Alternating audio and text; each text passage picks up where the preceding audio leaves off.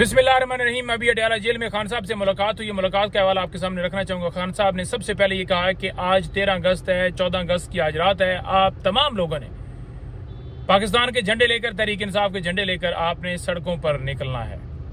Number 2 बात, खान साहब को मैंने बताया कि जनरल फैज को इस तरह से जो है वो उनको अरेस्ट किया गया है और ख्वाजा आसिफ और फैसल वाडा बड़ी अजीब स्टेटमेंट्स दे रहे हैं कि 9 मई के जो किरदार हैं वो जनाब उसमें भी ये चीज़ें आएंगी, फलां होगा, ये होगा, यूट्यूबर उठाए जाएंगे, व्लॉगर उठाए जाएंगे और जो है बड़े मुहरकात हैं और बड़ी चीज़ें हैं और बड़ा जनाब उसके ऊपर बड़ा कार्रवाई होने जा रही है और अब जो है मिलिट्री ट्रायल भी होगा।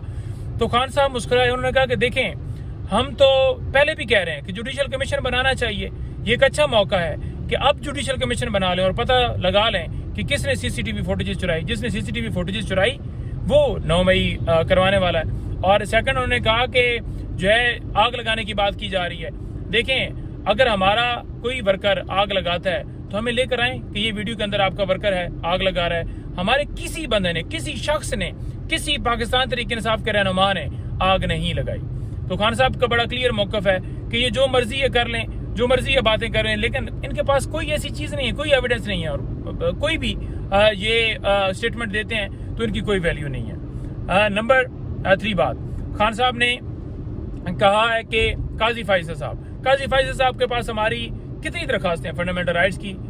इलेक्शन के अंदर डाका डाला गया वो, उसके बाद आपने देखा कि दीगर और दरखास्तें, मिलिट्री ट्रायल, ये वो सारी चीज़ें वहाँ पर सुप्रीम कोर्ट के अंदर पेंडिंग है। खान साहब ने कहा कि हमारी दरखास्तें जुडिशल कमीशन बनाने की हो वो भी नहीं लगाई जाती, फंडामेंटल राइट्स की नहीं लगाई जाती, धांधली वाली नहीं लगाई जाती, और दूसरी तरफ काजी साहब जो हैं हमारी सीटें जो हैं वो छीनकर और पार्टियों को दे रहे हैं। यानी पहले डाका डाला गया हमारे साथ, मखसूस नशिस्तों पर फैसला फिर मुखालफ दिया और अब जो है वो दरखास्तें जो पास लेकर बैठे हुए हैं, लेकिन वो दरखास्तें जो कि हमारे मुखालिफ हों, फॉर एग्जाम्पल कोई भी लेकर आए, वो फौरी लगाने के लिए तैयार भी हो जाते हैं, लगा भी दी जाती हैं और हमारे खिलाफ फैसला भी दे देते हैं। तो खान साहब ने कहा है कि ये वक्त जो है वो सारी चीज़ें लिख रहा है और जो कमिश्नर रावलपिंडी है वो उसका जो बयान है वो भी पूरी दुनिया ने देखा है। तो खान साहब ने कहा कि देखें, कमिश्नर रावलपिंडी ने बयान दिया, कमिश्नर रावलपिंडी के बयान को आप देखें और उसको देखें कि वो कह रहे हैं कि जो चीफ जस्टिस ऑफ पाकिस्तान जो है वो और चीफ इलेक्शन कमिश्नर वो दोनों इन्वॉल्व हैं धांधली में। तो उन्होंने कहा कि उसने कहा है कि उनको लटकाना चाहिए। तो आज तक कमिश्नर रावलपिंडी को किसी अदालत में किसी जगह के ऊपर क्यों नहीं प्रोड्यूस किया जा रहा? लेकर आए। उसने बयान दिया है कि किस तरह 70 हज़ार से 80 हज़ार से लोग पीटीआई के जीते हुए थे और हमने हराया। तो फिर उसको अगर जो है ये समझते हैं कि ये सच्चे हैं तो क्यों नहीं उसको लाया जा रहा? उसको लाया जाए, उसकी स्टेटमेंट ली जाए, उसकी स्टेटमेंट बहुत अहम है। और खान साहब ने, हमने कहा कि आप भी बात की, हमने कहा कि हम ऑलरेडी बात करते हैं और हम मजीद इसको बिल्कुल बात करेंगे और कहेंगे कि उसको लाया जाए। इसके अलावा खान साहब ने कहा कि जो पतन की रिपोर्ट है, उन्होंने कहा कि नवाज शरीफ अपना हल्का हार गया, जो कौम की आखिरी उम्मीद, कहते हैं कि कौम की आखिरी उम्मीद आ रहा है, उन्होंने कहा कि वो तो अपना हल्का हार गया है। पतन कह रहा है कि 102% टर्न आउट जो है वो वहां पर एनए की सीट पे हुआ है, 41 जो है वो टर्न आउट जो है वो जो सूबाई सीट है उसके ऊपर हुआ है। तो जिससे वाज़ेह नजर आता है कि किस तरह वोट एडिशनल जो है वो ऊपर वाली सीट के अंदर डाले गए, बोगस वोट डालकर उसको जितवाया गया। इसी तरह उन्होंने कहा कि ये ओन चौधरी जो है, ये भी उसकी भी रिपोर्ट आई हल्के की, तो वो भी अपना हल्का हार चुका है। इसी तरह से बाकी सारे हल्के अपने हार चुके हैं और हारे हुए लोगों को फार्म 47 के मुताबिक बनाया गया है। खान साहब ने बांग्लादेश की जो सूरत हाल है उसके वाले से भी जिक्र किया। खान साहब ने कहा कि इस वक्त जो बांग्लादेश में पोजीशन है, आप अगर बैकग्राउंड के अंदर देखें तो वहां पर बांग्लादेश की इकोनॉमी हमसे बेहतर है, लेकिन वहां पर क्या हुआ, वहां पर क्यों लोग निकले? क्योंकि वहां भी ये किया जा रहा था जो आज पाकिस्तान में किया जा रहा है। तो उनसे सीखें और मुल्क को आगे चलने दें, मुल्क को आगे बढ़ने दें। ये नहीं हो सकता कि आप अवाम की राय एक तरफ हो और आप एक तरफ खड़े हो। फिर खान साहब ने कहा है कि वकला ने इस वक्त जो है वो निकलना है, वकला ने मोबिलाइजेशन जो है वो करनी है, क्योंकि देखें ये कानून और आइन की बालादस्ती की जंग है।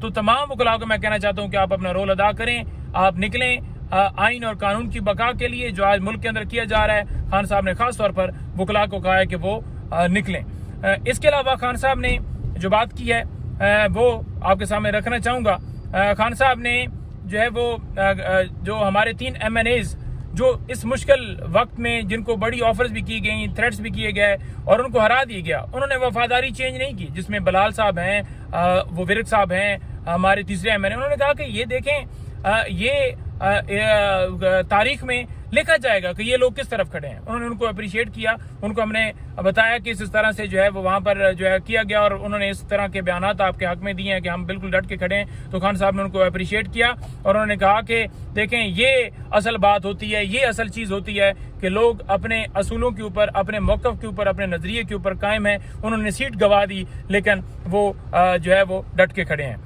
खान साहब ने दीगर और चीजें भी की जिसमें खान साहब ने मुख्तलिफ पहलुओं के ऊपर बात की जो कि हमारे इंटरनल मामलात और मुख्तलिफ चीजें थी। लेकिन जो साथ साथ चीजें चल रही हैं मुल्क के अंदर, गिरफ्तारियां, हमारे सोशल मीडिया के टाइगर्स जो हैं वो उठाए जा रहे हैं, उनकी फैमिलीज या यूथ की गिरफ्तारी हुई हैं। तो खान साहब ने वो कहा कि देखें ये जितनी गिरफ्तारियां मर्जी कर लें, क्या उनके विजन चेंज कर सकते हैं? मुल्क के अंदर इस वक्त जंगल का कानून है और ये गिरफ्तारियों से क्या लोगों को पीछे टालेंगे?